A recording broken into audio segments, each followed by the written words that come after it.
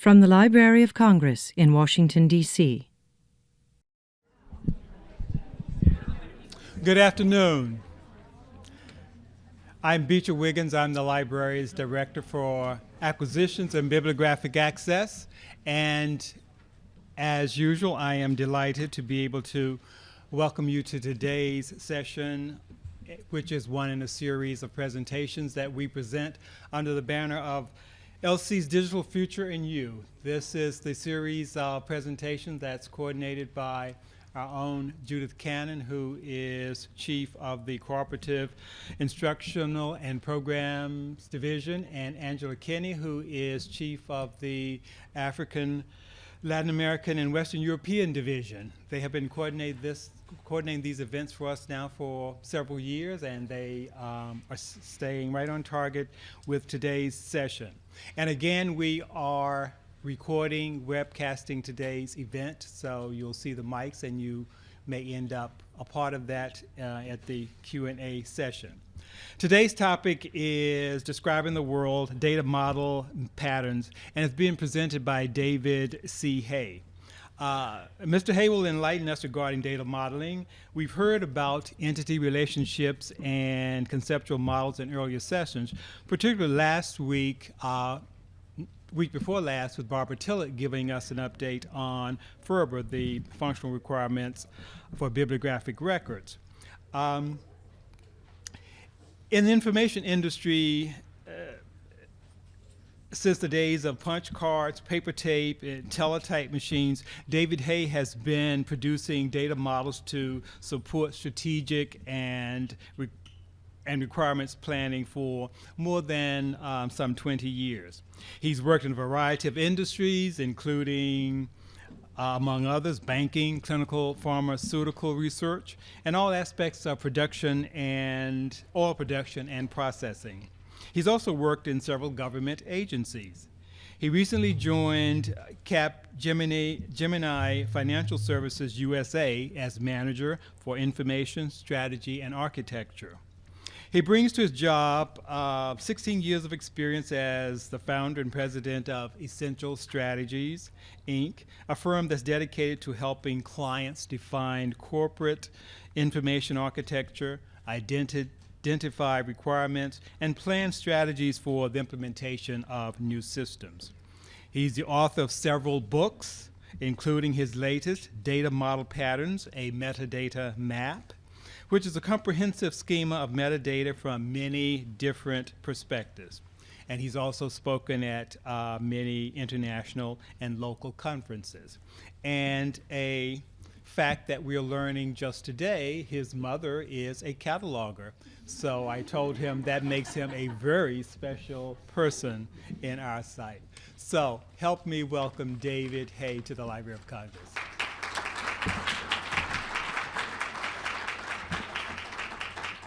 Thank you. I'm certainly honored to be here.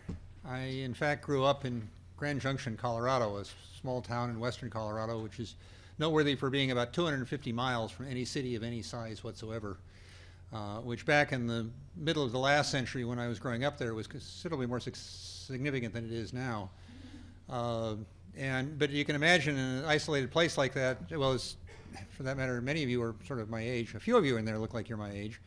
And remember that you had to entertaining yourself before the era of personal computers and video games, you know, was a bit challenging. And of course, I was the guy that came up with the crazy ideas that some of my friends went along with, some of them didn't. The treehouse was a success. The build a helicopter, not so much. My knowledge of the outside world was pretty much, well, I had a couple of friends who'd been there, but otherwise my knowledge of the outside world was pretty much limited to what I can get from magazines and newspapers, and of course the local public library. Until I was 18, you know, this was all I knew, and as far as I knew, all that stuff that I heard from the outside world was all fiction. But a beautiful September afternoon, I took my first plane ride. And 3 hours later, I was by myself in the middle of Los Angeles International Airport at 5 o'clock on a Friday afternoon, trying to find my way to college. Pretty much the rest of my life has been spent recovering from that afternoon.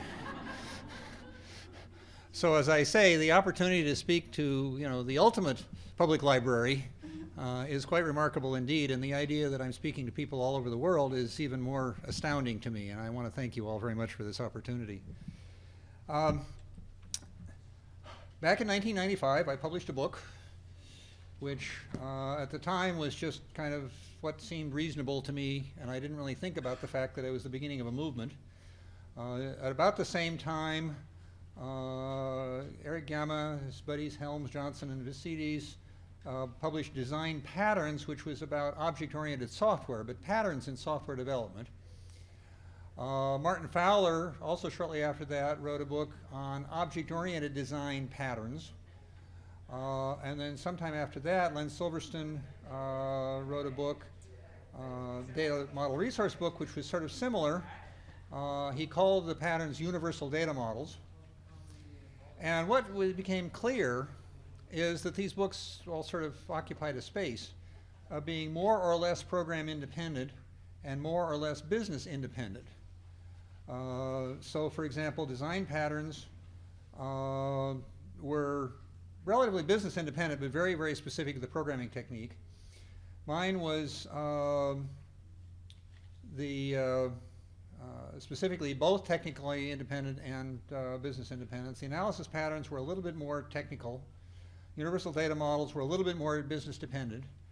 So you had a continuum between the more implementation oriented and the more semantics of the business. And mostly what I might focus in on is at this end, the semantics of the business. Now the first book, I kind of played it by ear in terms of the level of how abstract to make it. I wanted to make it abstract enough that the models would last longer than the immediate problems at hand, but they had to be concrete enough that people would know what I was talking about. And so what I'm now doing is finally the second edition. And so what you're getting is sort of a sneak preview of the new improved version of this.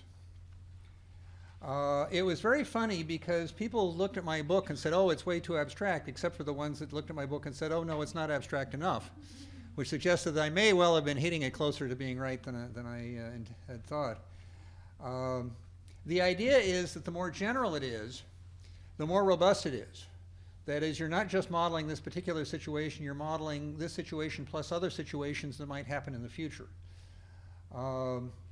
The federal data reference model is being created by something called the Data Architecture Subcommittee of the OMB that is attempting to come up with patterns that can be used widely throughout the federal government. The problem with that is it makes them harder to relate to the specific situations. You'll take a look at some of the things I'm doing here and you'll say, yeah, you know, what does that have to do with me? And this is an issue. The problem is that the more concrete it is, the more it is specific to the particular situation, the more vulnerable it is to changes when the particular situation changes. And this is, of course, what we've seen in the history of our systems, and that is that we have lots of systems that were built to be specific needs that were sort of spliced together, and then as our needs grew and our perceptive on them grew, it became harder and harder to use them. And so the trick is to find some kind of happy medium between these two. And so what I've done is to set up explicitly a set of levels of abstraction. And I'm going to present the first couple of them here to you guys today, and then I also have examples of specifically more concrete models for specific industries. But today, we'll start with abstraction level 0, which is a template, and I'm actually not going to show you first, but I'll just tell you about it, which is a standard structure for the basic elements of any enterprise model. It's essentially the structure of things, of physical assets, people, activities. Structures are replicated. There's a more concrete level 1 enterprise level, and those are the ones that we'll talk about here. This level 1 it should apply to about 90% of companies and government agencies. The specific configurations are not data modeling things, but rather data. And the more we can put of the particulars of the organization into the data, then the more we're in a situation where if the particulars of the organization change, we just have to change the data. We don't have to change the structure. Now at the enterprise components, we have basic models describing the who, what, where, when, and how. Who, people and organizations. Geography. Physical assets. Activities. And date is a sort of tricky thing because it's a different dimension than the other stuff, and we have to address it in kind of a funny way, and I'll talk about that. And then there are some composites of these elements that we'll talk about that give you some sense of why we're in business, what we're doing. Facilities and contracts. Facilities is where we create things, and contracts is where we sell things. Now, there are a couple of models that I'm calling metadata because these are models that effectively touch on all of the other models. Okay, the first one is going to be near and dear to your hearts, information resources. The cataloging of books as physical objects is pretty much like the cataloging of museum artifacts and such as that. But books are tricky because they are about literally everything else in the model. And so these have to get linked to all this other stuff, and doing that is subtle. Now there's a second one, and this is if you guys don't ask enough questions to keep us to the end of the 2 hours, and you're going to be stuck learning about accounting. Now, accounting is actually very tricky. Like you, I have avoided it. I avoided it very assiduously throughout my career. And when I got my MBA, I had to take the course, and I sort of slept through it. But it was interesting when I was setting out to write the book. It was just after I'd formed the company, and I was desperate, and I acquired a copy of QuickBooks, which is a wonderful way to learn accounting. But the thing that was neat, and I went and I dusted off the old textbook, and I discovered an interesting thing, and that is double entry bookkeeping is modeling. It's a model of the business. And if you recognize it's a model of the business that is very different from a data model, and it comes at it from a different direction, suddenly to a modeler it's interesting. And so, I can show you a little bit of an introduction to that if we have time. Okay, now there are more concrete models which we're not going to get across today, but there are basically departmental type models. They're applicable to lots of different companies, but they're a particular functional area. They may require some modification depending on how they do it, but things like human resources, marketing, laboratory, these are more specific than the level 1 models, but they're still sort of hopefully applicable across different organizations. And then level 3 is very much industry specific. And what's funny is that you go in and you say, well, I'm going to do vertical models, I'm going to do industry specific models. Well, it turns out that no matter what the industry is, about 80% of it still takes advantage of the general level 2 models or level 1 models. It's usually a particular part of the business that is very specific that requires special attention. And if you focus on that and do that, tailor that to that business, and the rest of it you just sort of let go the default values, this works pretty well. Things like manufacturing, banking, biotechnology, and so on. Now, even these are industry level patterns. That is, within the industry, pretty much the same models will happen from company to company.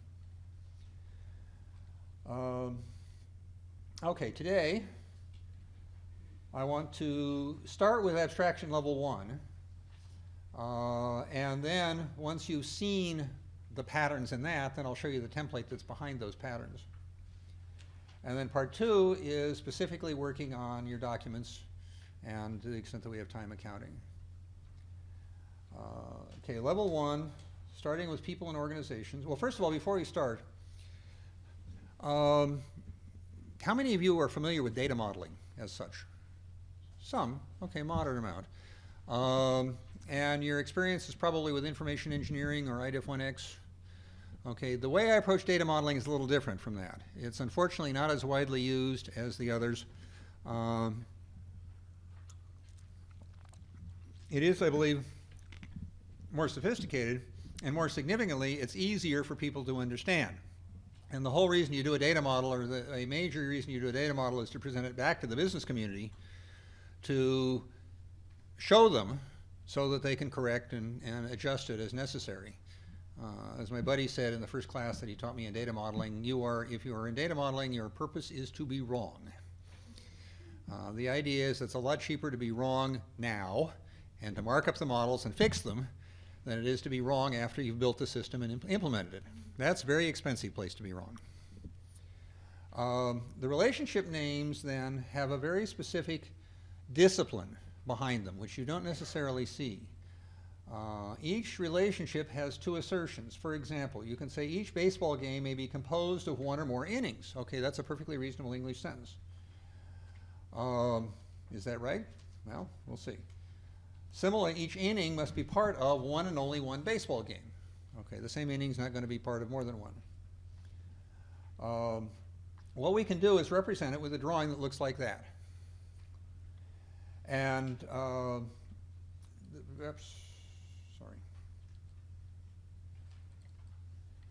The format says that each first entity, if this is a solid line, it reads must be, the relationship name part of, and if there's no crow's foot there, then it's one and only one.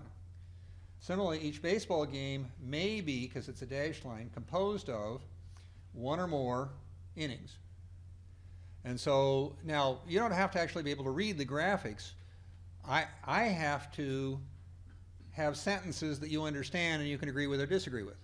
And specifically, they should be strong sentences that you don't just say, well, yeah, sure, so anybody knows that. Now, in fact, there's an error here.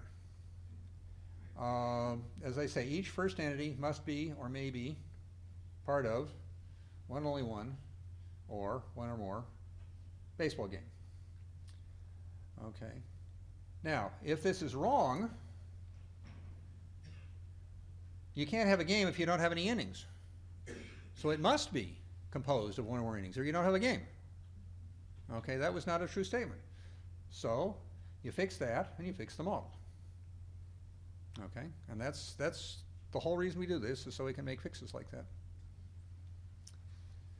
As my friend Ken Orr says, in modeling, it's more important to be clear than to be correct.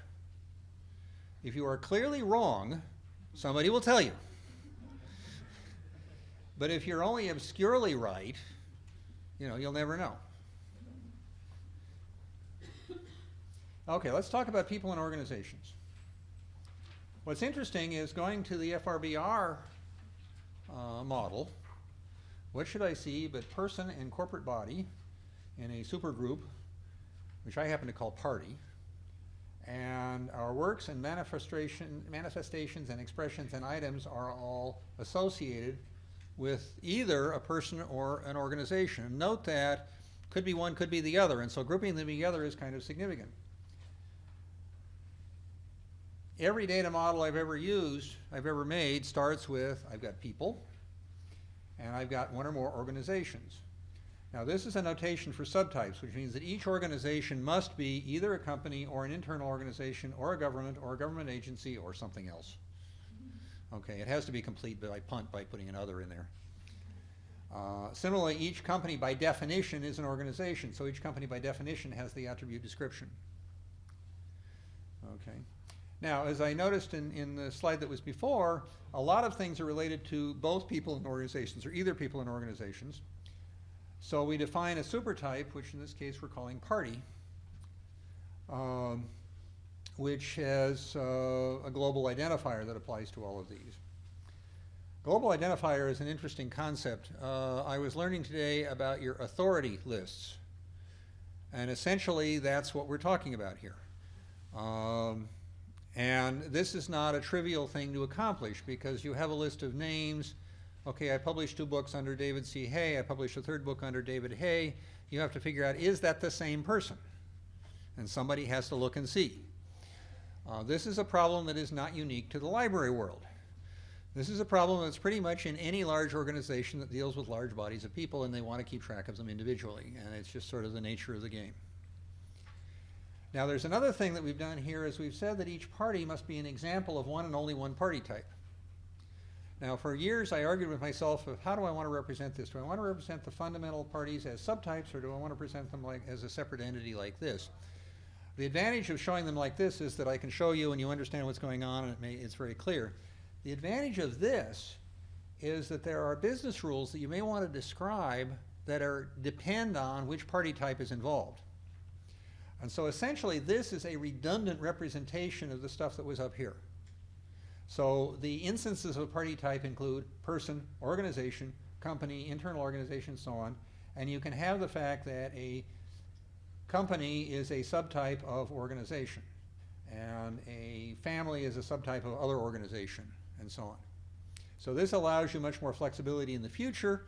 This allows a little bit more visibility, and in the interest of trying to accommodate both, I just basically do both of them, even though it's slightly redundant. Okay, so for example, party type, as I say, is person, organization, company. And the party type company is a subtype of organization. Now, party relationships. Parties are related to each other. That is, I'm very closely related to the lady that I share a house with. Departments are components of corporations. Departments are components of other departments. People are members of labor unions or professional societies. These are all examples of party relationship type. So party relationship is the fact that this particular person is a member of this particular labor union, or that this internal organization is part of this particular company, and so on. And the relationship types are things like marriage, union membership, corporate structure, and so forth. Identifiers. Everybody wants to put an ID here. And that's all well and good, except which one are you going to use? Okay, for people, there is a social security number that you're really not supposed to use as an identifier, because my original social security card said so. There is the corporate tax ID. There are government agency identifiers. There are multiple identifiers for the same kind of thing. What you have is that the identifier type, whether it's tax ID or social security number or corporate ID, is a list in this entity. It's embodied in one or more values that are here. So this is the value of an identifier type of for an organization. And so the organization identified via one or more of these identifiers, each of which is an example of an identifier type. Now note the other lines here. That is, this identifier is actually issued by somebody. So it might be issued by the Social Security Administration or the IRS. It might be issued by a particular other government agency. It might be issued by the corporation itself. Each one of these is issued by somebody, and of course there's somebody who's managing the set of those things. And that's shown there. So here, for example, is my company. Its corporate identifier is 76039291, as issued by the Internal Revenue Service. Okay. Now, of course, everybody wants name to be an attribute of person. Question is, which name? Okay. At the very least, with people, you've got first name, middle name, last name, suffix, prefix. You've got maiden names, you've got aliases, pseudonyms, lots of names. So we can't put name as an attribute of person or even a party. Companies have their official corporate name, and they have then abbreviations, assorted aliases, and so on. So what you wind up with is, here's the party name type. Formal corporate name or corporate abbreviation or married name. And then the name itself may well be composed of one or more components. And again, the component is the actual text, and it's an example of a component type. First name, middle name, last name, prefix, suffix, what have you. And now each one of these, interestingly enough, if for example, if it's a prefix, you've got a list of official legal values for it. So that is, a component type suffix is going to be Mr., Ms., Doctor, Professor, and so on and so forth. So here you have, it turns out this nice simple attribute everybody wants to put in, as a column in the table is a fairly complex concept. And if you want to be successful in dealing with it in a way that will last a while, then you have to recognize and make it at least as complex as it is. Things should be as simple as possible, but no simpler. So here you have the name types. The name Mr. David Charles Hay II is Mr., which is a prefix, David, which is a given name, Charles, which is a middle name, and there's a suffix 2. This is fictional. I'm not the second. Okay, and the prefix is going to be either Mr., Ms., Doctor, and so on. Now, the trick about this is that certain identifiers only apply to certain types. Okay, I as a person do not have a tax ID. Similarly, my company does not have a social security number. And so there is a constraint here that says for this particular party type, this is a party identifier type that I can use. So this constraint is on party identifier based on or by party type. Same story with party name types. Okay, if I'm a company, I'm not going to have a maiden name. Okay, similarly, if I am a person, I'm not going to have a corporate abbreviation. So this is the list of valid name types for valid party types. Okay.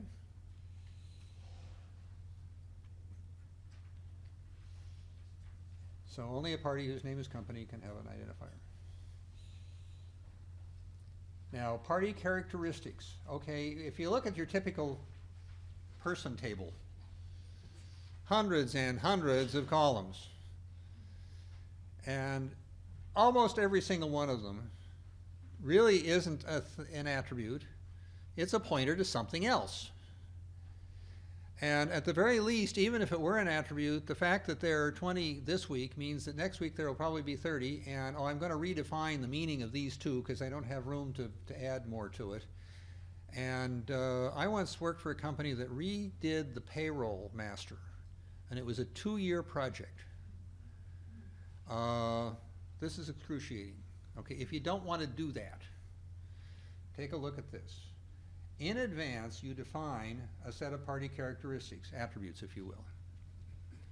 And then you say that for this particular organization, here are the values. Here's the value of that characteristic. Note that when you assign a value, it can effective date and an until date. So you've already kept the history of the values without having to do anything else. And you can specify, oh, by the way, who is responsible for issuing that value? Among other things, you're going to have characteristics of parties that are important to the marketing department and other characteristics that are important to the sales department or the personnel department. And you want to know who gave the value for that characteristic. So the characteristic is defined by a party and is issued by a party. And oh, by the way, it is the characteristic of or it's characteristic for that party. Okay. How are we doing, by the way? Is it making sense to everybody? Do feel free to raise your hand or scream and holler if you disagree. As I say, we're here to be wrong. Okay. Okay, so things like height, number of employees, regulatory targets, these are potential party characteristics. Now you immediately spot something in here. Jerry Smith has a characteristic value of 6.1 feet, according to Jerry Smith. Okay. Now the characteristics are actually of two flavors. A characteristic can be a category, that is, it can have discrete values, A, B, C, D, blue, red, yellow, green. Or it can be a continuous value, like height was, it's going to be any real number between 0 and, say, 10. If it's a category, then you can specify the list of legal values for that. And you can specify that one is a narrower or broader category than others. If it's a continuous category, you can say that it's got a maximum value, a minimum value, if that makes sense. Now note that if this characteristic value is of a category, then that category, then the value of that must be one of the category values of this. Now, business rules are a tricky thing because we would love to have business rules show up in the model. We can't do that. The model is about structure. And if there is some constraint on the data that is being imposed, that unfortunately has to be described outside the model itself. This is frustrating, and people will do all kinds of contortions to the model, and it just doesn't fly. Now you can add some tables, and we'll show you that. We just did that earlier. You can add the tables that support rules. But the actual rule itself is a phenomenon that is outside the model. So this is a rule that's sitting outside the model. It is saying that this value has to be a value that's here. And we can assert that in documenting the model, and when somebody's actually building a system, they might want to add that to the process to say, oh, by the way, when you're specifying one of these, then be sure that it's one of those. But that's a process outside the model. Now, if it's a continuous characteristic, it may not just be something that you specify, it may be something that's derived from other characteristics. Age is a good one. Okay, age is based on birth date and a system variable, which is today's date. And so age is take the system day, that's one element, and there's an operator, it's added that, and then take a second character, which is the today's date, and this is what you get. So if you, in order to derive age, you use system date, and that's an additive operator, and you take the birth date and you subtract that, and that will give you the age. Oh, and by the way, you're going to want to divide by a constant 365. Now, this is making use of something called reverse Polish notation, which is, if you're dealing with formulas, is a wonderful thing because it allows you to take a very complex formula and make it up into lots of instances of data. It means that no matter how complicated the formula is, you can put it in data, you don't have to have it in a program, which is a truly lovely thing. It's kind of revolutionary, though, and so it's sort of hard to get people to buy into it, but it works. And you work from inside the parentheses out, so you do subtract these two before you go there. Now, as we noticed, the characteristics were not necessarily appropriate to the party type, so that characteristic height can be only used as a party characteristic value for a party that is of the party type person. And so that's what this constraint is doing. It's saying this characteristic goes with that type. Okay? Right now, geography. I got to see your map room. As a map fan, I was in hog heaven. This was quite wonderful. You guys have a treasure here that is beyond belief. I mean, you have lots of treasures here, I understand, but this was great. Geographic location. These are the flavors of geographic location that we've come up with.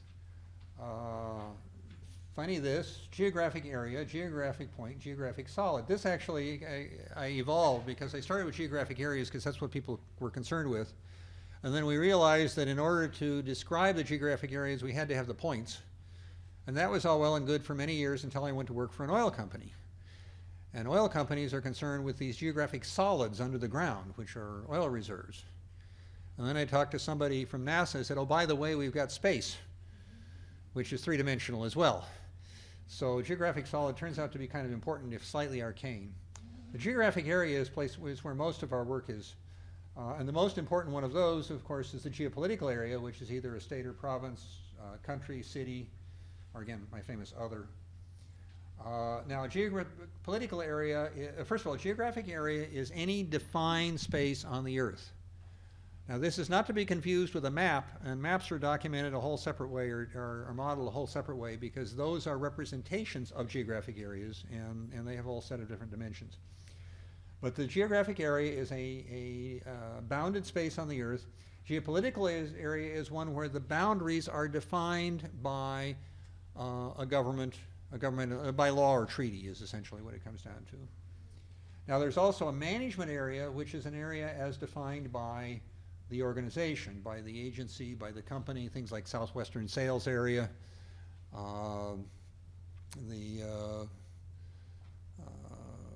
the Army has divided the Earth into various regions and that sort of thing.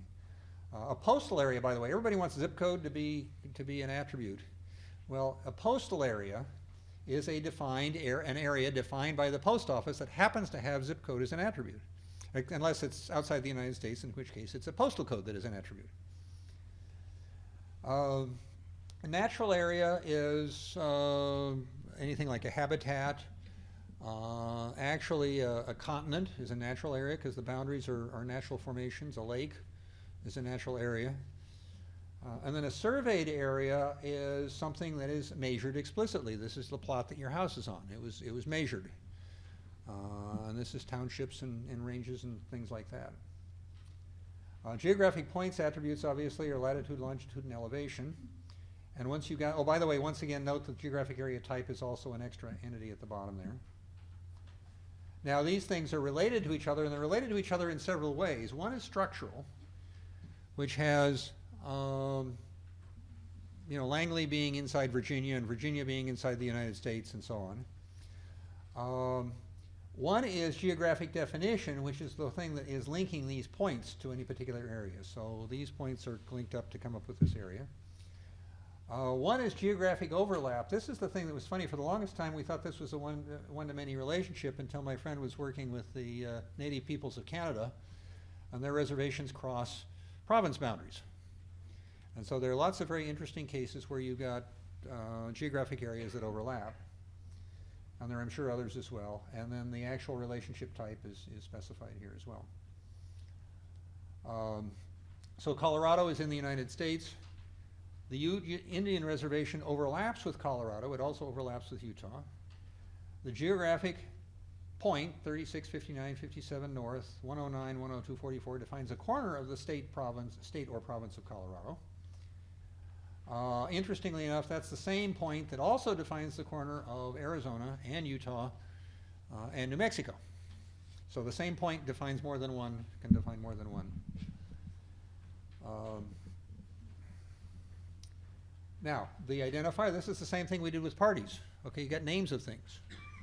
I was mystified when I went to Europe for the first time and I discovered this one town was called either Trier or Trèves, depending on which language you were speaking. It gets even more complicated. There are actually several different sets of geographic naming standards. There's ISO, and there's the CIA's own, and there are various departments' own. And so you have to say, okay, this identifier is according to some standard or another, which makes life interesting, as specified by a particular organization. So UK is an identifier, USA is an identifier, standards, ISO 3116. This particular one would be a standard abbreviation. Now these were the identifiers. I was talking about the names, but it's the same structure, it's the same idea. You got one or more names. The name type is it the formal name? Is it an abbreviation? These are typical kinds. And again, of course, what language is it in? Now, depending on what kind of geographic area it is, these location identifiers, are different. For example, that is ISO standard was strictly country names. Although one of the standards includes Palestine, one of the standards does not include Palestine, and so there's some issues there, okay? Same story with names. Certain kinds of names are appropriate for certain kinds of geographic locations. So postal abbreviation can only be used with a state. So CO or VA, those are official postal abbreviations for states, not for something else. Geographic characteristics. It's the same story we did with parties. What are the characteristics of the geographic area that are most interesting? Things like average elevation, population, demographic data of various kinds, physical data of various kinds. These are all location characteristics, and each one has a value for a particular geographic location. The population of the United States is 280 million, so the value is 280 million. The United States population is the characteristic. The area characteristic of the location Cuba is 42,800. Now, I'm sort of punting here with units of measure. There actually is a way of modeling units of measure that is consistent with all of this, but I'm not going to bother with it right now because of time and space. Assume that I did it correctly. Okay, here we have again geographic location characteristics are either categories or continuous. The category has one or more legal values. And oh yeah, we got a business rule that says if we're talking about a category, then the characteristic value has to be one of these values over here. Okay. And we've got characteristic derivation elements. It's the same thing that this element is to derive a characteristic. It's the use of one or more other characteristics. So for example, building height, you start with a site angle and the operator is tangent, and you multiply that by the horizontal distance and you get the building height. And again, these characteristics are specific to geographic area types. So the population may be used for a general characteristic value for geographic location that's a geopolitical area. Geographic roles. Okay, here we bring into play our parties because there are different roles that different people play for each of these geographic areas. One of the biggies is jurisdiction, which is specific to a geopolitical area that says that this government has jurisdiction over the geopolitical area. This, by the way, raises a very important point. The government of Virginia is not the same thing as the state of Virginia. The government of the United States is not the same thing as the United States. Or let's a more obvious example, the government of Iraq is not the same as Iraq. And so there's a distinction between the organization that has jurisdiction over it and the geographic location, the bounded area on the earth that we're describing.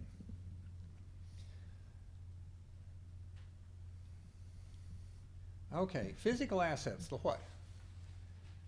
This is the entity that is the most difficult entity to name. Because if it's a manufacturer, it's a product. Well, but it's also the equipment that is used to make the product. Well, it's also the material that goes into the product. And if it is a different kind of a business, if it's a bank, then the product is actually a contract, which is a whole separate set of problems. It's very difficult. Basically, what we're talking about is any physical thing.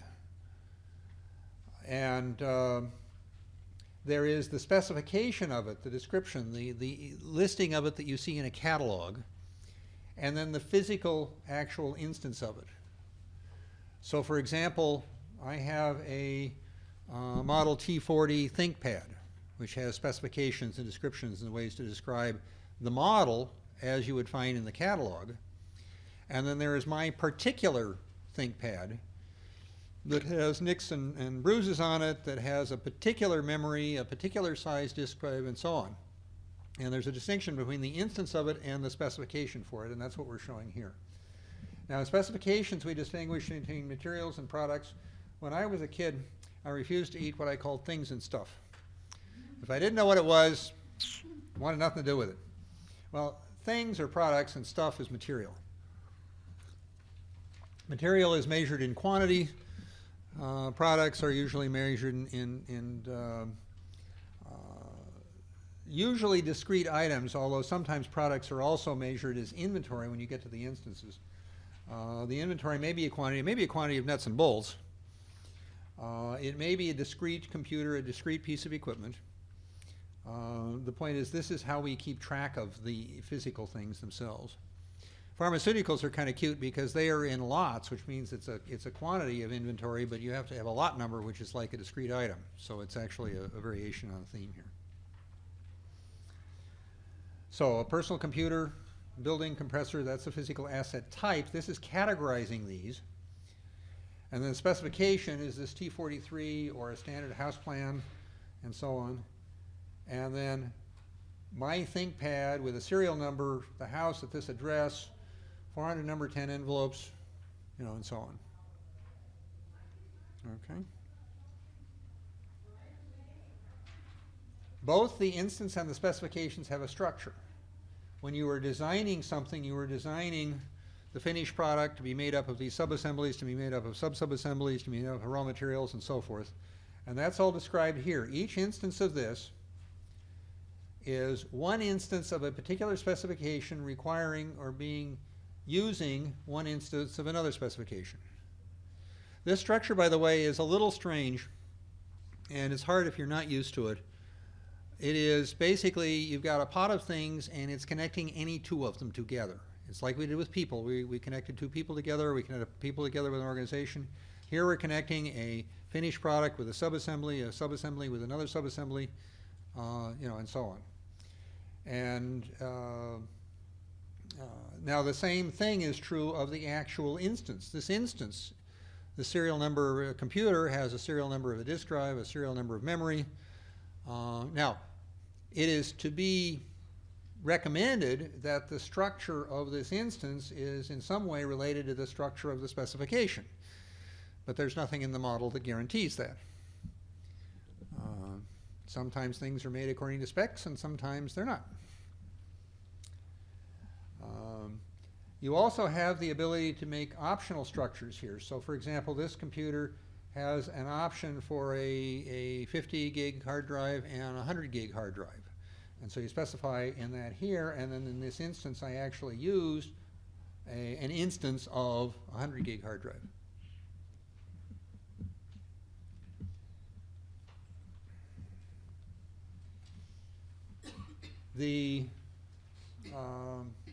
Again, we have asset identifiers.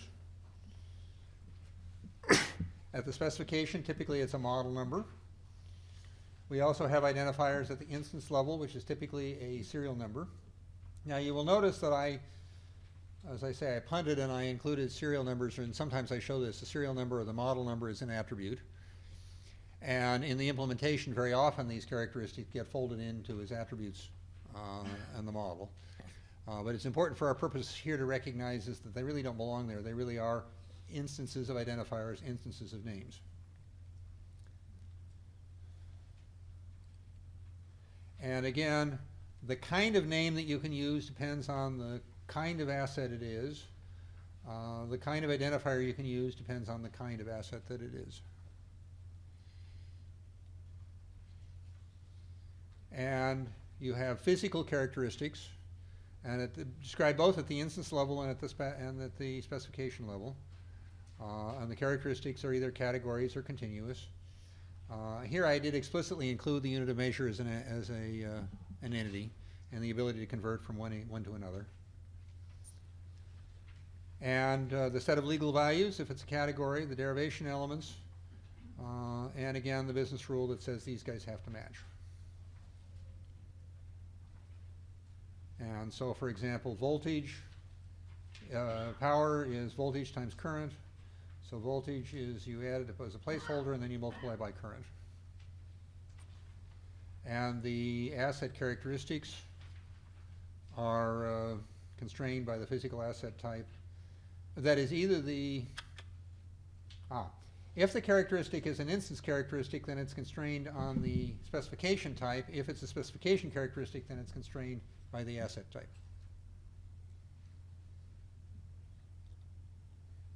And again, there are roles that people play with respect to instances and with respect to specifications. It might be the manufacturer, the wholesaler, the retailer. There are lots of roles that people play. Activities and events. How? This is that people do. Now, this is a little tricky because there is a whole field that's involved in modeling activities. And there's a whole different set of models for describing activities. Okay, that's not what we're doing here. What we're doing is recognizing that an activity is something of interest to us. And so we're going to simply describe the nounness of the activity, if you will. Again, we have a specification, a description. This is a service that somebody sells. And this was the actual instance that was carried out on a particular date, possibly as part of a project.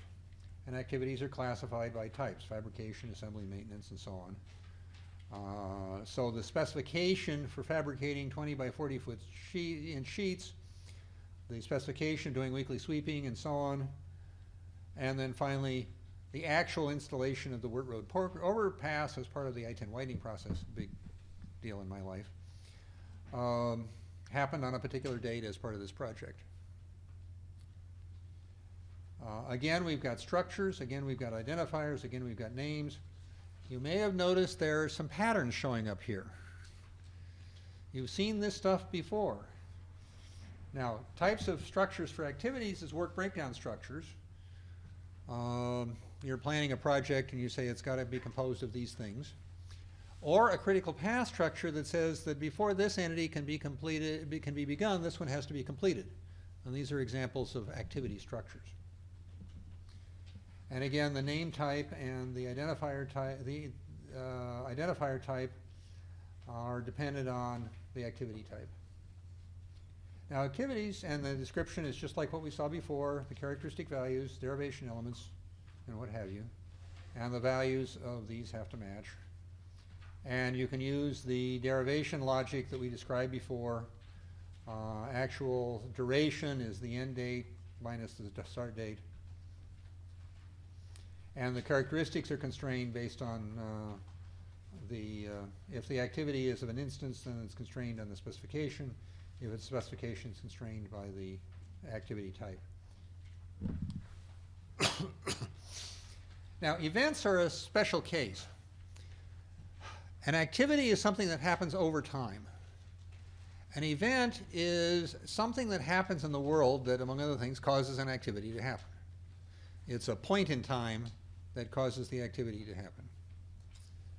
So, for example, if you have an activity specification, it may be caused by or triggered by an event specification. That is, normally, if this happens, then that will cause this to happen. And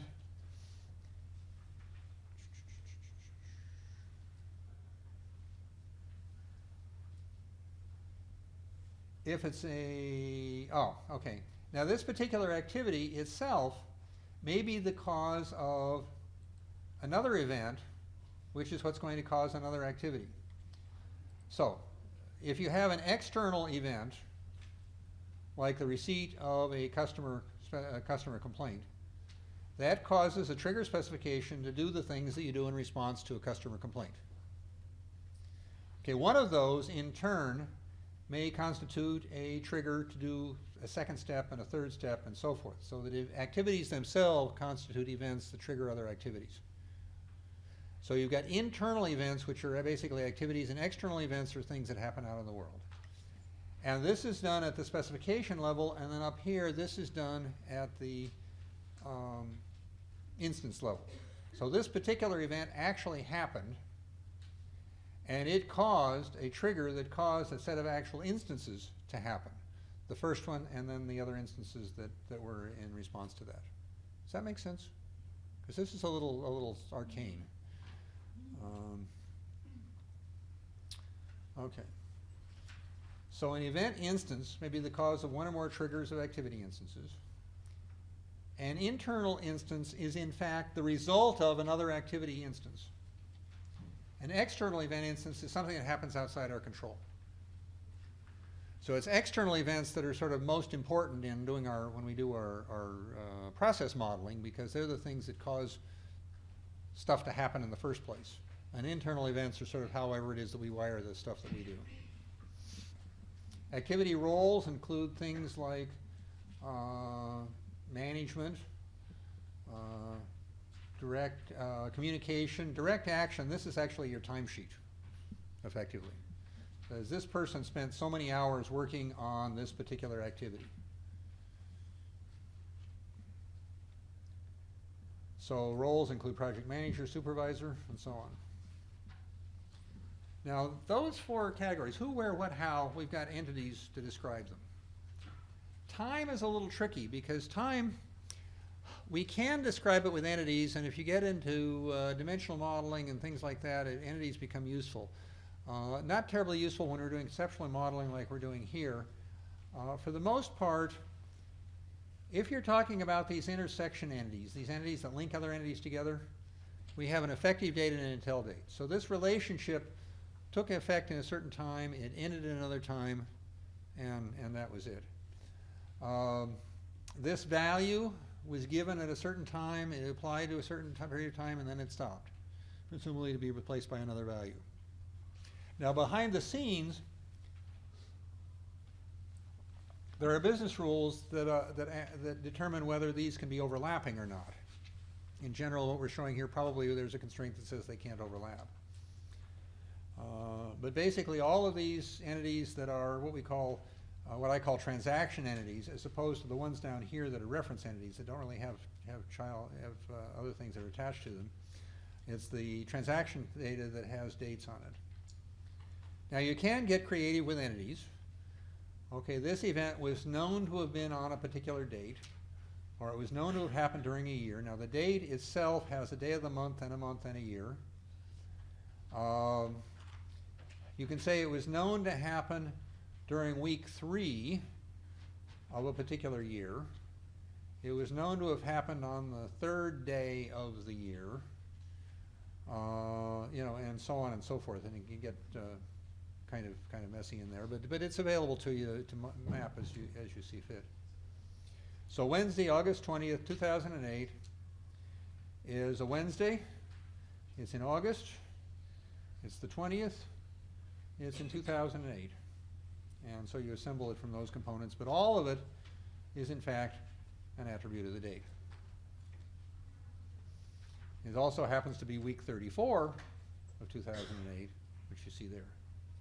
And it's day 233 of 2008, which is there. And oh, by the way, it's day 50 of quarter 3, which is there. Okay. Now, you may have noticed that the models that we've seen so far kind of look a lot alike. You're supposed to. It turns out that there is a template that is underneath all of those. And this is what I call abstraction level 0. There is the notion of specifying a thing, and there is an actual instance of that thing, and there is one or more categories of that thing. Or there's a fundamental categorization, which is here, and in a minute I'll talk about the other categories. These instances have a structure, the specifications have a structure. There is some categorization of the structure. Each of these, either the instance or the specification, has one or more identifiers, each of a different type. Each of these has one or more names, each of a different type. There are constraints as to either the identifier type or the name type being constrained either by the specification or by the thing type. For example, this thing may only have identifiers that are this thing instance may only have thing identifiers that are examples of the thing identifier type that is appropriate for the thing specification or the thing type that's involved. And characteristics with characteristic values, same idea. It's a property that could also appear as an attribute in either of these places.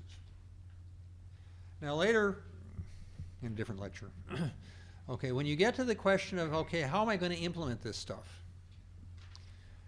It is the designer's job to say, okay, this is the abstraction. I have to put this on a real computer that has a real defined population of users. Okay, what kinds of questions are they likely to ask? Okay, if you have characteristics that are reasonably stable and that either are not going to change over time, or if they do change over time, you don't care what the history was, then you can go ahead and make them attributes of either the instance or the specification.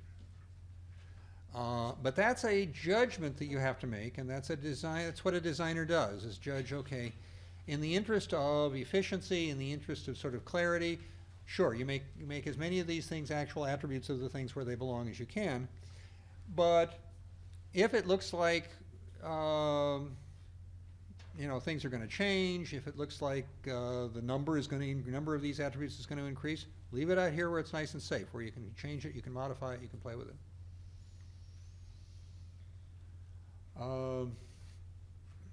Again, you've got legal values if it's the category, and again, you have the rule to make sure that the values are consistent. And again, you've got derivations, and it's the same logic that you saw before. It can be derived from other thing characteristics using reverse Polish notation structure. If any of you have ever had a Hewlett-Packard calculator, you already know all about reverse Polish notation, because that's how they work. And so degrees Celsius, you start with a positive number, you multiply by 0.5556, and you subtract 32, and there you go. And you constrain the characteristic based on either the specification or the thing type. Okay. We've been at an hour. Do I dare give you a 5 minutes break? Okay. Keep it to 5 minutes, because we got a lot to cover yet, but stretch and walk around. See, the bad news is that it's this half where we're going to actually talk about the library.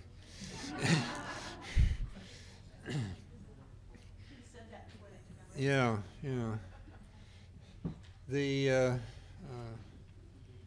The reason for all of this, and the reason that I bored you with all of this, is that ultimately when you're cataloging books, you are making books, you're describing what subjects they're in, and you're pointing to what are they about. And this is the structure of the what they're about that we're trying to present here. Now there are a couple of composites that are sort of interesting. Sites and facilities. A facility is basically defined as a place with a purpose. So the library here, the headquarters here, is a site because it's for the purpose of cataloging the books and managing the books and all this sort of thing. It happens to be on a particular surveyed plot of land. And so there's an association with the geographical area, but the site has this connotation of there being people and organizations here, being activities here, being physical assets. So essentially, it's placed in a particular one or more geographic locations. It's the location of one or more people. You perform activities here, and you make use of materials here. And so it's where people and organizations perform activities using physical assets. Now, party placement is the fact that a particular party is located at this office facility or home or work center or warehouse or plant or whatever it is. Is it a home address? Is it an office, a working office? Is it a managing, he's the manager of that warehouse? That sort of thing. The actual facility is my house. It's a New York headquarters, a particular oil well. These are all examples of facilities.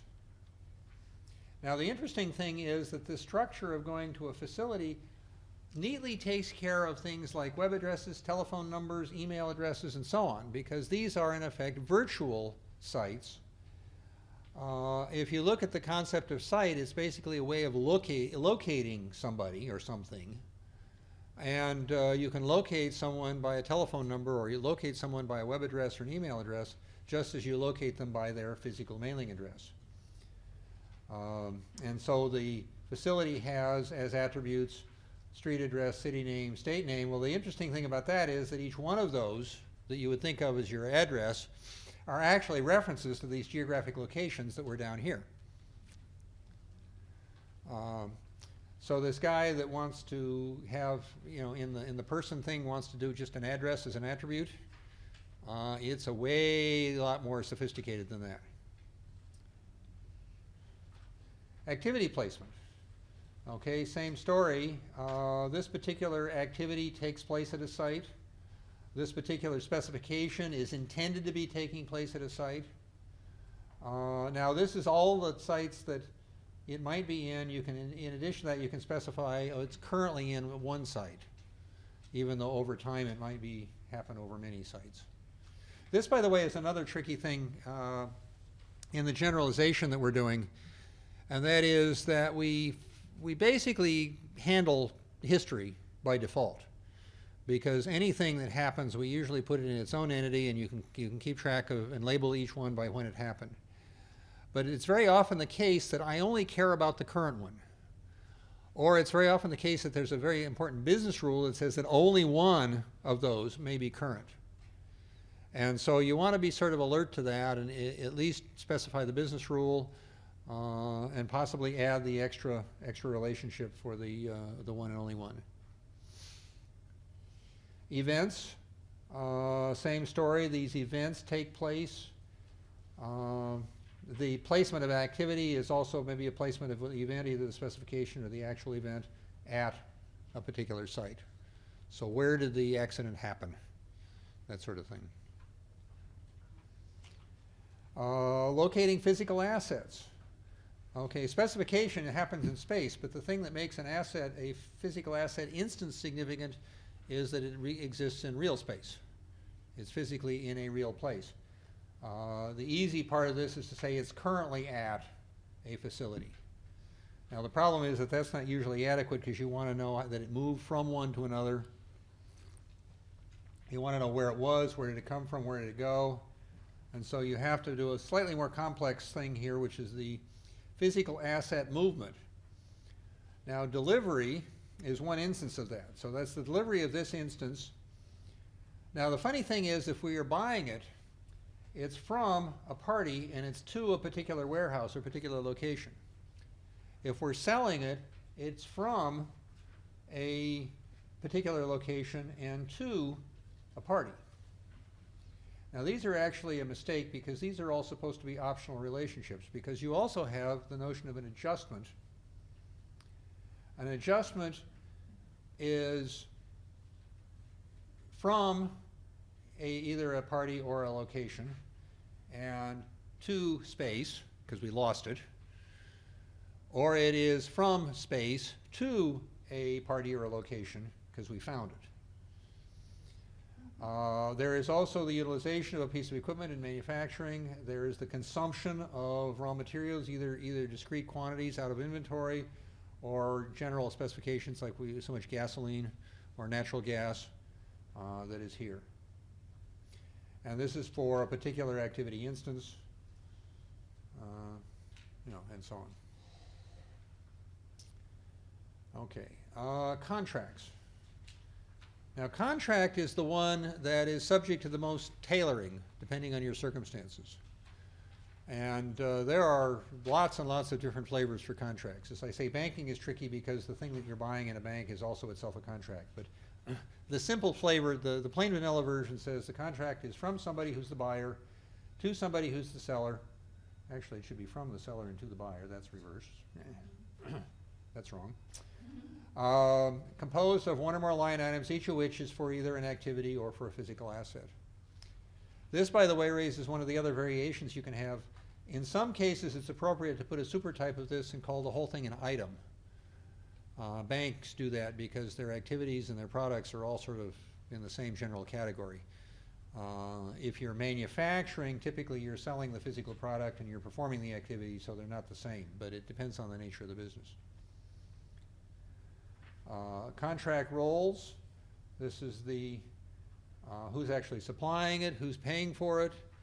Now there's an interesting thing that happens, and that is that I've left the fact that it must be from one and to another. In fact, the buyer and the seller could as easily be contract roles. And in fact, if you got the case where you might have multiple buyers and or multiple sellers, you just bag this and everything is contract roles. The reason I didn't do this is in those cases where it's got to have a from and it's got to have a to, this will assert that. It puts that much constraint on it. Because if you don't have that, you can't assert that it must have one role, must have another role, and so on, if you do it that way. You have terms of the contract, which can be pretty much anything you want, and values for those terms. And there you go. This delivery that I talked about before is basically the result of a line item. It's to fulfill a line item. Again, it's of this instance, and it's either from either a facility or a party and to a facility or a party. And it's to fulfill a line item. And you may be supplying activities. Okay, I'm actually carrying out this process, or I'm carrying out this project in response to this line item.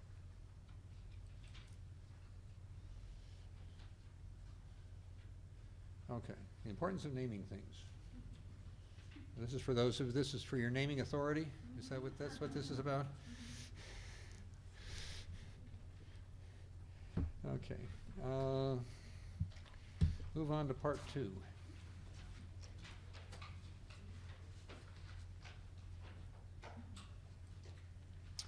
Okay, metadata. Metadata is one of the most abused terms in our industry for those of you that have been out in the world. The simple definition is data about data, but it's more complicated than that. It's basically information that describes the data that you use, and the technology that you use to manipulate it. Now, I'm actually not even doing that. I'm doing a sort of truncated version of the term because it's the part of the model that points to all the rest of the model. And the biggie, of course, is going to be information resources. Okay, now finally we're in the library. Okay. It's a very ironic thing that happened, and that is that my last work for a government agency, I had a great difficulty in saying that there is a difference between the content of an email and the copy of the email. They said, okay, I filled out an email, that's one thing, bam, that's it. You make multiple copies? Okay, those are multiple instances of the email. And all right, they're linked to each other.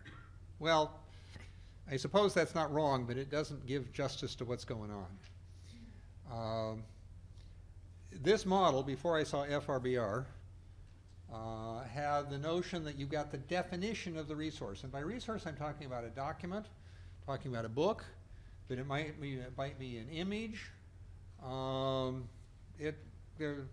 As you guys among all, understand, there are lots of different things here, which, as I understand, you guys, in fact, call resources. And that's exactly what we mean here. And you got the definition of it, and then you got copies, either electronic copies or physical copies. But the definition is what's described in the card catalog card, for those of us old enough to remember card catalogs. And the instance is the actual book, the thing itself here.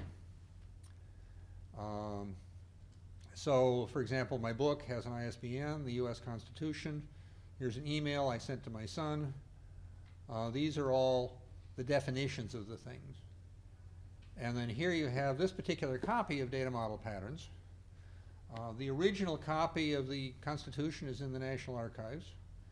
I sent one copy of this email to my son, and I kept a copy. So there are two different copies of that. And there is a medium. Is it a book? Is it a legal document? Is it an email? And so on. Now that is kind of a catch-all. I'm assuming that there's a whole lot more sophisticated involved in the definition of that box, but that's sort of a placeholder until you tell me more, what to do with it. Okay, here is that model from FRBR. And instead of two things, you have four things. The work is the idea, actually, let me, okay. Actually, I started at the bottom. I started with the item, which is the physical object that has paper pages. This is a physical item, sometimes used to prop open a door or hold a table leg. I like that example. That was wonderful. It's an exemplar of a manifestation. The manifestation is the publication that has an ISBN. Now, in one of your definitions, you said the physical embodiment of an expression of a work, which isn't quite right because we aren't physical yet. So I'm gonna assume that was a mistake. But the expression is the fact that I actually wrote it down. Okay, the fact that there's a manuscript out there that is the source of the text. It's in a particular language. This is the English language. This particular one, I'm here to tell you, was actually translated into Portuguese. And this one was translated into Chinese. Ta-da. Is that cool or what? Okay. And then there's the work. Now the work, this is an interesting issue, the conceptual content, because the stuff I'm presented to you today started life as being the second edition of this book. As I got further and further into it, I realized that I was getting not exactly more arcane, but a whole lot more rigorous than I was here. And as such, if somebody were to come to me and say, where do I start? I would say, still go back to this book. Because this one is much more sort of conversational, and this was much more sort of discovering the patterns, if you will. So I've got lots of flyers in the back, so those of you who don't have it, you can still go ahead and buy it, it's all right. And what I'm doing here, as you've seen, is a lot more highly structured and a lot more rigid in its structure, and is appropriate for folks who've read this, now want to say, okay, let's be more disciplined and so on. Is that a different work, or is that a different expression of the same work? Okay, now that's an open question, which I'll let you guys sort out for me. Okay.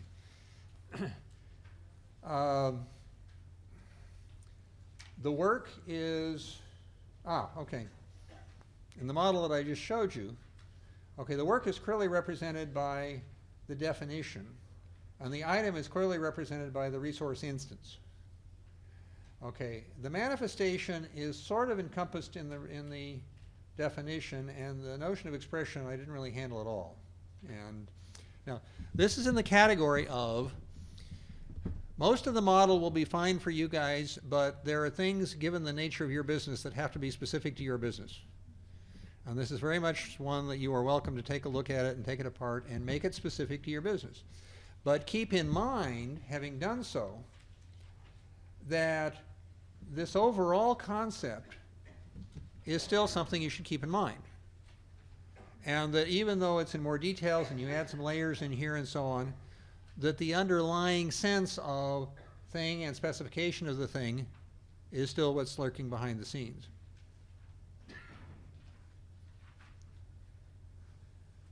Oh, the difference between a terrorist and a data modeler. Okay, you can negotiate with a terrorist.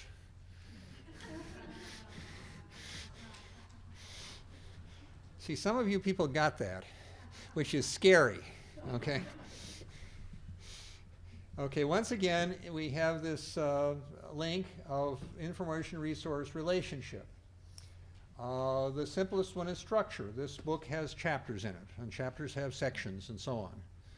And each chapter is itself a resource that has a definition. Each section is part of the thing that has a definition, and you can assemble these together for the whole thing. Now, there are also references. I've got an extensive I'm a big believer in bibliographies. I'm a big believer that anything I create is a teeny, teeny, teeny little increment of the body of knowledge. And that is something that I always keep in front of me. So I've got very extensive bibliography there. There are lots of other ways of associating these things with each other. Ronald, where are you, Ron? I've lost you. He showed me this intricate little network of things, of how these works are related to each other. And they're quite sophisticated, and this is what that is. This is exactly what's going on. Now, stopping for a moment.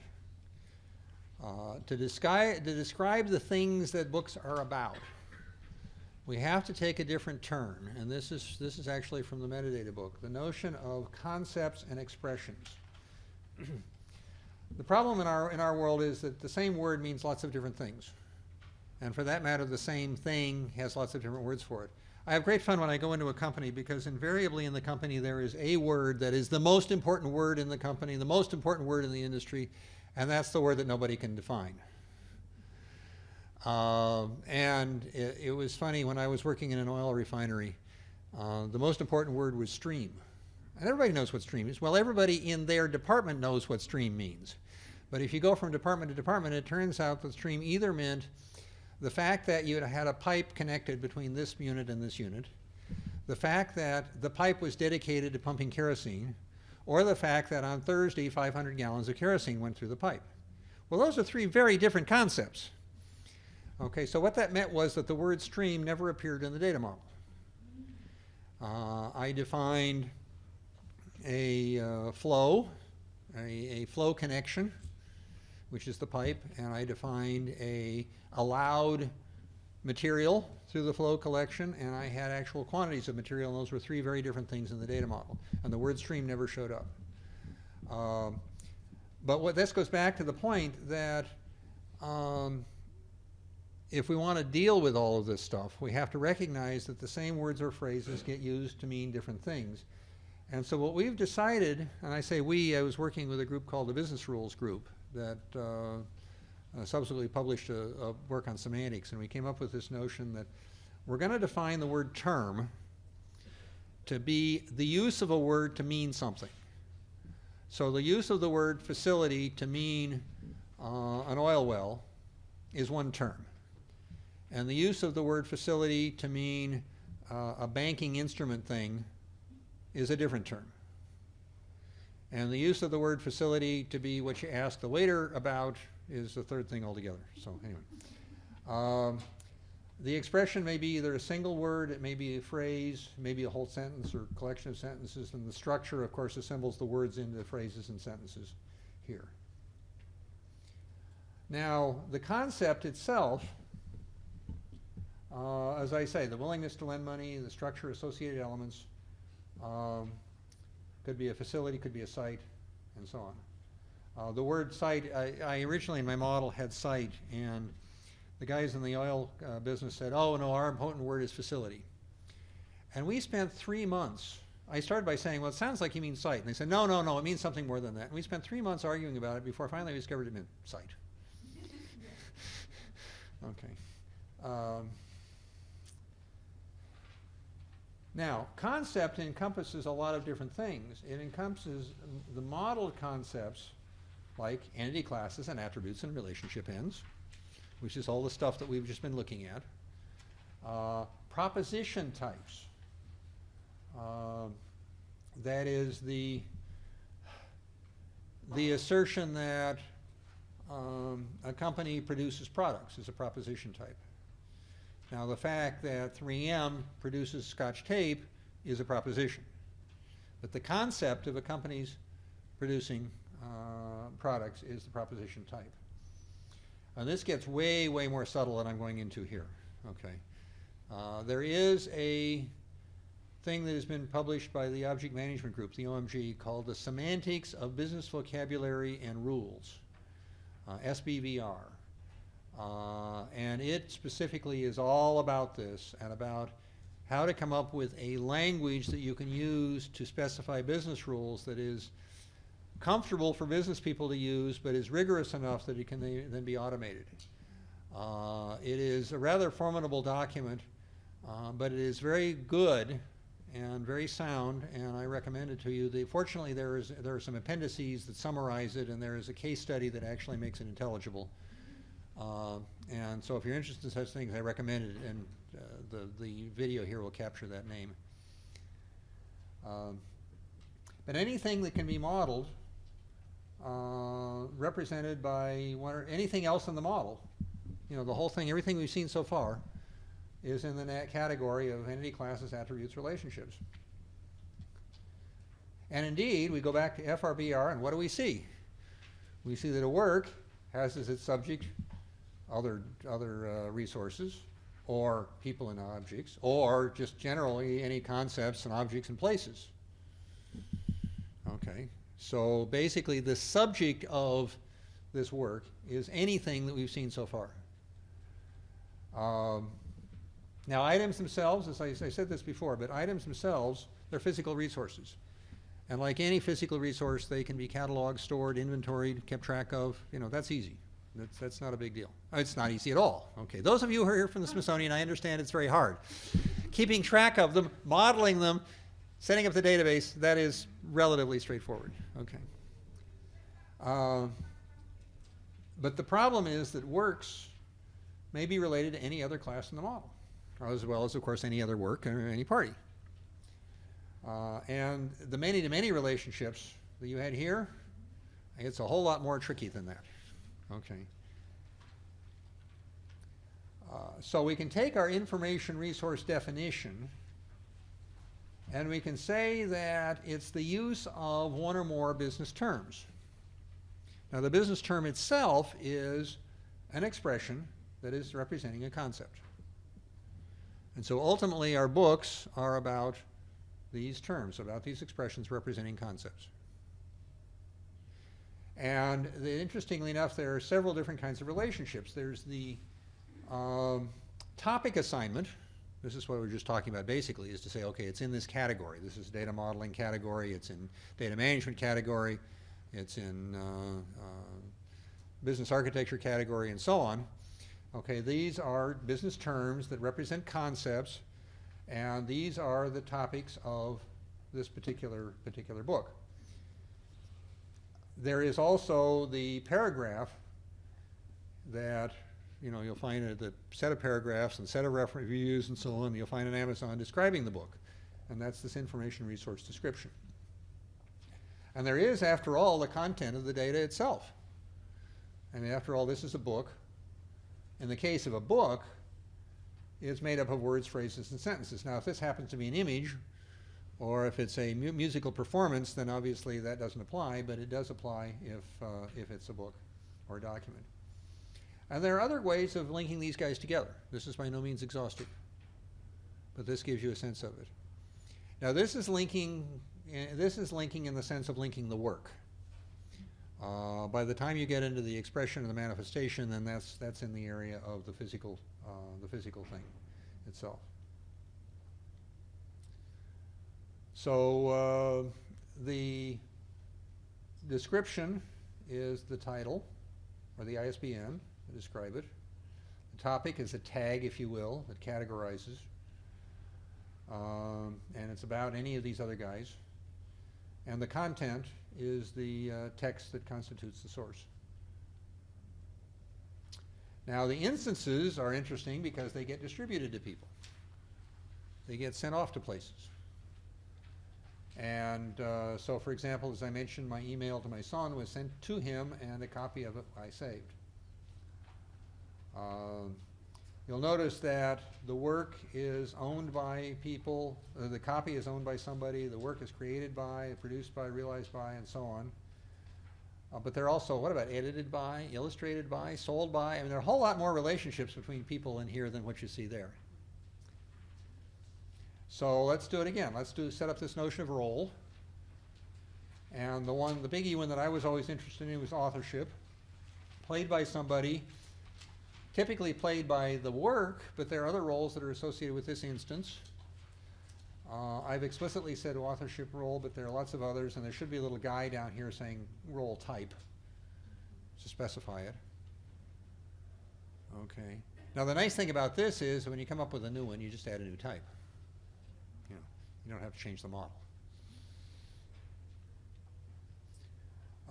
Disposition rule, I was working for a certain intelligence agency, and the question was, okay, how long are we allowed to keep these things? When must they be destroyed? What is the rule? Well, the rule has to do with, okay, what kind of a thing is it? So this, we wrote this, and it's going to be at a particular date, for example, might be the specification saying, okay, this rule has to be archived at a certain date, it has to be destroyed after a certain date, and so forth. The actual distribution of this instance, it was either held in the archives or it was destroyed at a particular date, according to this rule, possibly triggered by an event, which was part of the specification of the rule. Okay. All right. Any questions about this so far? Have I completely put everybody to sleep, or?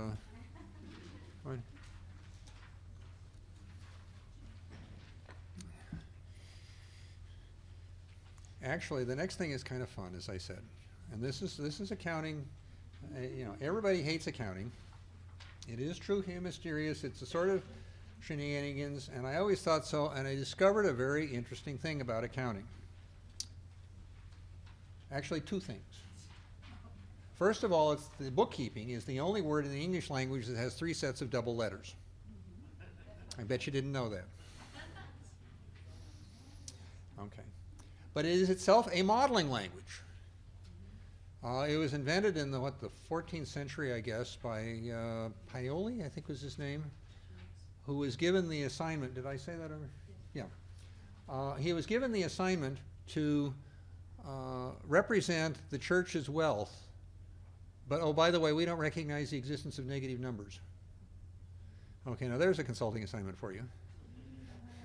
And it's actually very clever, and once I realized that, and once I realized that, oh, well, all right, it's not just a dry thing, but there's something interesting in there, I discovered it was indeed an interesting thing to try to model. And so I will here do my, there's Accounting 101, for those of you who slept through the real course, which I think you will find, because of the data modeling, a bit easier to understand. First of all, defining terms. An account is a name for a collection of financial quantities. There are several flavors. There is the asset account. This is the money that is held by the organization. Okay, of that money that is held by the organization, some of it was lent to us, and some of it we own. Okay, the catch is that the total value of the assets has to be equal to the sum of the liability and the equities, by definition. Okay. This turns out to be really cool in terms of helping you keep track of things. And as I say, having acquired QuickBooks and having suddenly to keep my own, this, by the way, was an interesting discovery, having to keep my own company's books. I first discovered something that I've been lecturing to my clients all the time, and that is that if you don't enter it, it doesn't get kept. If you don't enter it, it's not there. And if you enter it wrong, it's wrong. And these were things that I'd been teaching for years, but I never actually got a chance to experience them personally until I started keeping my own books. Anyway, accounts are, as I say, if you take the concept of an account, it's either an asset account or a liability account or an equity account. Now, account type is the same set of things that we set up here, but in fact, there are a whole set of types inside that are the books, the company's books. Now, each account is basically about something called a cost center. Now, we all have commonly understood sense of what we mean by a cost center. Usually it means a department, and everybody says, well, cost center is the same as a department. Well, a cost center is nothing other than a collection of accounts. Now, it is assigned to a department as often as not, but it might be assigned to a building, it might be assigned to a project. The point is, cost center is an accounting term, and to the extent that it is used in the business, that is by convention only, and not because of the internal definition of it. Oh, by the way, if you're with the federal government, we don't use the word accounts. Sorry. It's called a fiscal strip. And this account type is called a budget order class. And cost center is called a budget line item. Ah, you've recognized those terms, right? They're accounts, okay? Now, accounts have a roll-up structure, and in a particular scheme, these are hierarchical. And that is the hotel costs and the rental car costs and the meal costs all roll up into something called travel expenses, and travel expenses all roll up into a project, and so on and so forth. There is a very important business rule that says that the same expense doesn't get to roll up into more than one parent. Okay, if it shows up 3 times, this is a no-no, okay? On the other hand, there are multiple roll-up schemes, and there are multiple ways of aggregating the information depending on what the accountants want to accomplish. Now, in addition to the structural aspect of it, there is categorization, and so there's the general category of things called travel expenses and so forth. And so account categories can be defined on a many-to-many basis, and the categorization can be temporary, and it can be according to whoever wants it, and so on and so forth. So there is the fundamental part of the structure, and then there's the stuff that the accountants play with. And I could never get my accounting professor to distinguish those things in my head, and so this is what I'm trying to clarify. Okay, business rule. To maintain that equivalence, the transaction has to add to an asset account and subtract from an asset account. So you can take from one and add to the other. You can both add to an asset and add to the liability. So you increase the total amount of assets by borrowing something. You can subtract from the assets and subtract from the equity. Okay. So for example, here you have something called a debit, which either adds to an asset account or subtracts from a liability account, or subtracts from an equity account. So on the debit side, you're either adding from this here or you're subtracting from over here. A credit does the opposite. It either subtracts from the left side or it adds to the right side. Okay, so what this means is that if you have a debit and a credit, you're adding from one and subtracting from the other. Or a debit and a credit adds to this side and adds to that side. Or a debit and a credit adds to this side and adds to that side. So the definition of debit and the definition of credit is embedded in what we see here. And once you got those definitions nailed, then everything else follows very nicely. And remembering those definitions is excruciating. Don't bother. You can always look it up. Okay, so a new balance is creating by adding or subtracting from the previous balance according to those rules. So for this account, you have one or more balances. Let's talk about actual balances. A transaction consists of at least one debit and at least one credit. And each one of those is going to create a balance, is going to create a new balance based on the old balance. It's going to increment some value. So you've got the balance value added to this entry value, or adding this entry value to come up with a new balance value. So for example, you've got a cash sale that is adding to revenue and adding to cash. So you're adding to our equity and adding to cash, 430. So you're crediting the equity and you're debiting this. So you're adding to, you come up with this as a new balance. Okay. The actual invoice for that, for a sale, is instead of adding to cash, you add to accounts receivable. So this 500 now got added to this balance, and this 500 added to that balance. And then when you get a payment, you're subtracting from the account, and you're adding further to cash.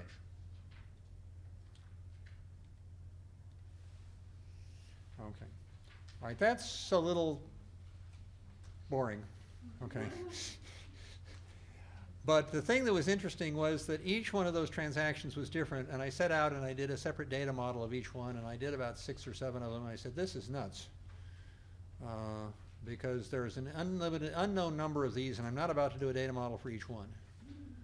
And so I said, well, let's back up. Let's say we've got a transaction type. What do we know about the transaction type? Well, the transaction type, whether it's an invoice or a cash payment or a paycheck or a loss, is identified by which accounts are credited and which accounts are debited. And so I can specify, well, this is a credit rule against an asset account, which means it's going to add to it, or a credit rule against an equity account, which means it's going to subtract from it, or vice versa. And similarly, a debit rule that is that. And what that means is that you can then look at this transaction and know, which things are supposed to happen. So the rule here says that if you've got an invoice, you're going to debit accounts receivable, which is to say add to it, and you're going to credit revenue, which is to say add to it. If you've got a payment, you're now going to subtract from accounts receivable, the one that you added here. And if you buy something, you're going to add to inventory and add to liability of accounts payable. And when you actually pay for it, then you're going to wipe the liability out, and you're going to also subtract from cash on hand. Okay? It's not as hard as it looks. Okay? And that's all there is to it. Okay? I mean, there's not really much more than that. Everything else is fluff. Okay? Now, what I don't quite understand, and I'm hoping somebody will explain to me, is that the Treasury Secretary recently decided that in order to pay for all this, he's going to print $1 trillion worth of money. And I'm trying to figure out where the other side of that transaction is. And I'm hoping somebody will explain that to me. So anyway, as I said, a cost center is an accounting term. When you're setting up a chart of accounts, you are assigning cost centers to organizations. By the way, accounting being a modeling language, various people are more and less skilled at modeling. That is, they are more or less skilled at setting up their chart of accounts. And some of them do it very well, and the chart of accounts very neatly reflects their business.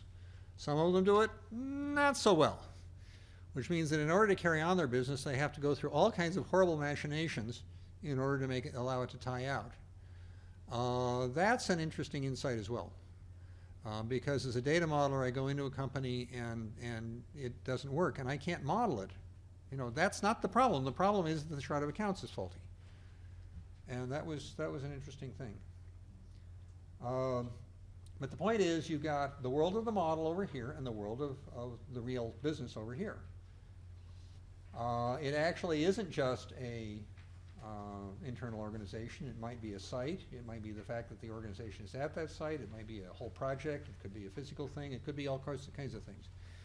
This is in the design of the accounting system to somehow map to or be a model of the business that's at hand. Same story with transactions. Each transaction is reflecting something that happened in the business, some activity that took place or some physical asset movement. I acquired an asset or I sold it, whatever. Again, the mapping is that.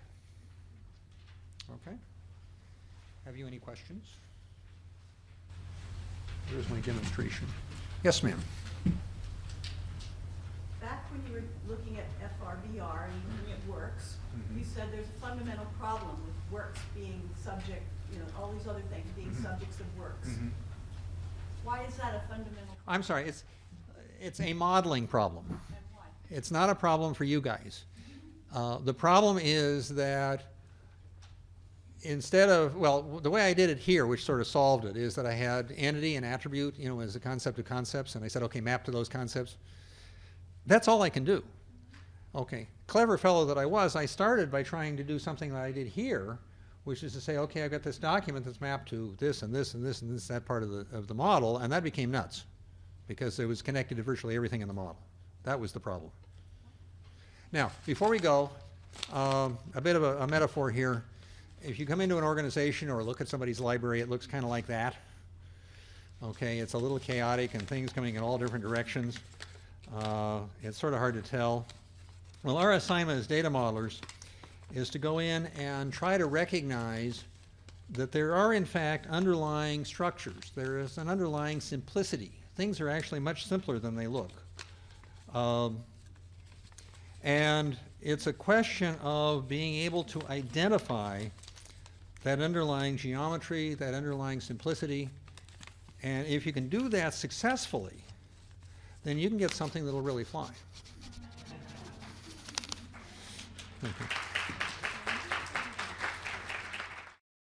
This has been a presentation of the Library of Congress. Visit us at loc.gov.